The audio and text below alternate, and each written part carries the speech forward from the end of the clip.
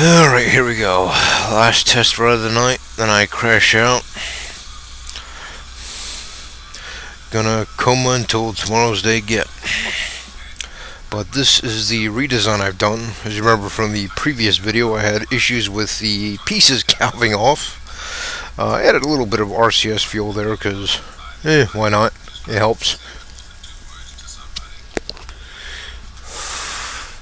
As you can see, I reoriented the crew cabins, and I actually have it using that point and having it braced above and below, so that should prevent them from peeling off. And during an early test that you did not see, this whole front would come off from the battery on back. So what I did was I added these little bracing struts. There's 4 of them around each. And let me look under there. There you are. Yep, you see them there. And that Shawshank Redemption in the background, so apologies ahead of time. And if you recall, the other issue I had was the engines coming off. Well, I redid those. And as you can see, I added 2 more engines. So now I've got a nice little quad stack going of both of those. And normally they're level across, but the middle is sagging just a little bit because, well, that's not a perfect arch. It's flat across the top there, and that's wrong. But it doesn't have to be perfect; just got to be functional. But the question is out of everything that this thing is going to be doing, my plan is I am going to somehow launch this thing into orbit, take it to the moon, then Minmus. And then I'm going to do like a grand tour around the system. I'm not going to stop at Eve because there's just no way. But I'm definitely looking forward to the moons of Jewel. I have no idea if I will be able to land on all of them, especially the ones with atmosphere, but since taking off from those might be trouble, but what the heck. The airless ones, small ones, I could probably do. But the biggest part is none of it will count for anything, so far as I'm concerned anyway, if this thing cannot land back on Kerbin. And this will not have any chutes. There is no emergency escape for the crew modules. I could build it in. I'm simply not going to. Well, let's take it up in the air a bit, crash it on back down, see if I can land it in one piece. So throw on the controls. Throw on the mood lighting, and here we go.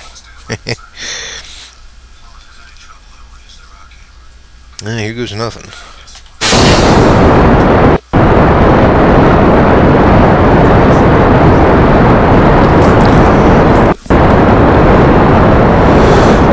Now, for whatever reason, I noticed the front end likes to sag right away.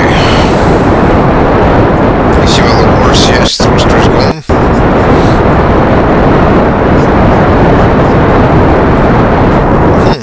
Okay, it's a new one on me. I've never seen it do that before.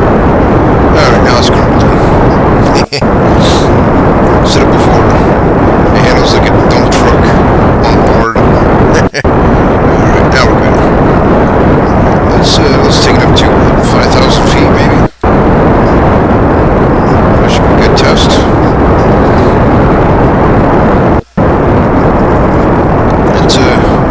Notice the back of that kill off for velocity. I'm going to land in the water.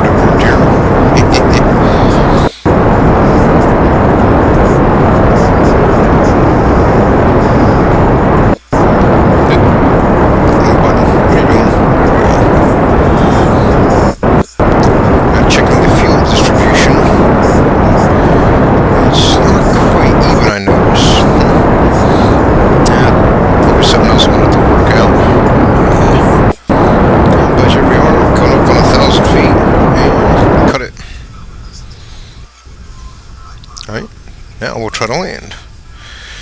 Again, try being the operative word. And you might have noticed something else there. Oh, docking ports. What's Whackjob up to there? I'm going to try to smuggle a pair of rovers.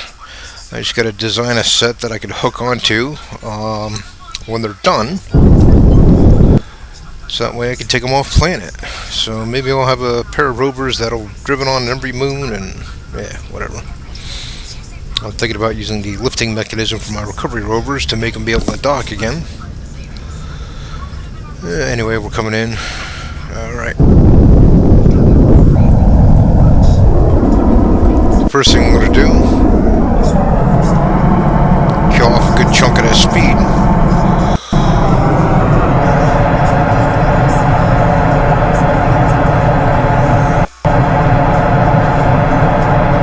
Hopefully I'll kill it off in time there. That's what I get for yammering on like some kind of idiot. I think we'll be okay, actually. Maybe not. But geez, I'm gonna hit it at about 20 meters a second. No? Maybe not. Maybe not.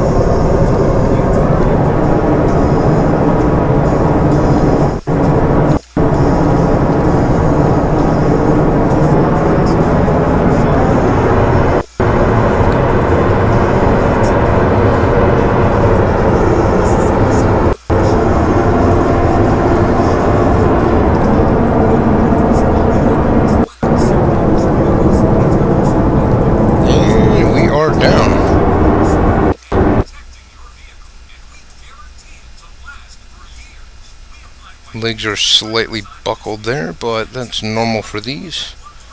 They take it pretty darn well. And engines are attacked and still on. Yeah, we'll kill the RCS and the SAS there. Pop the legs up so I can straighten out. Alright. And as you can see, it made it. It landed intact, so let's check the fuel. Alright, empty, empty. Nope, not empty. Why is that not empty? Yeah, probably feeding forward as well. Well, that could be a problem if I run low on fuel. I really should have put a separator in there, but like I said, I'm an idiot.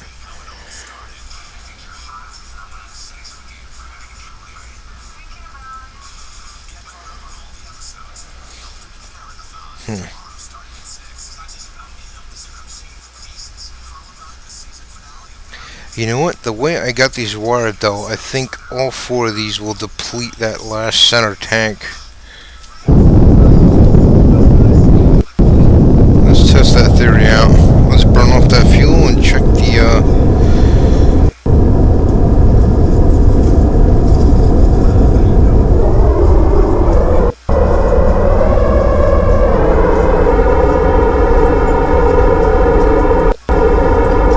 Oh, easy there, cowboy.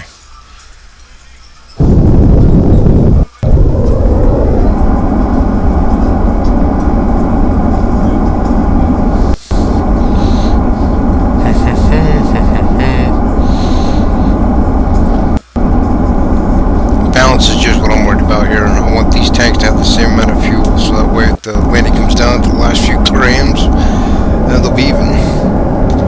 Alright, let's check it. 1434, 1753, 1434, 753.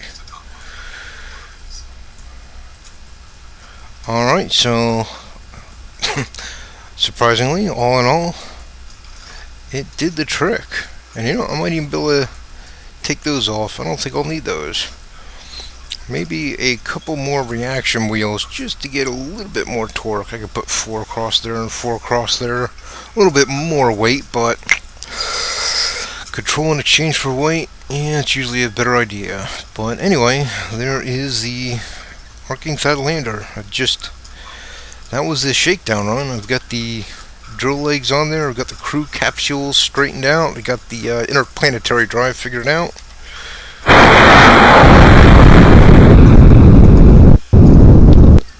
So all that's left is to might tinker with it just a wee bit more. You know, those reaction wheels. But after that, it's the next step is the rocket to put it in orbit. So that is it. And as usual, thanks for watching, and apologies in retrospect for the old man cackling. Alright.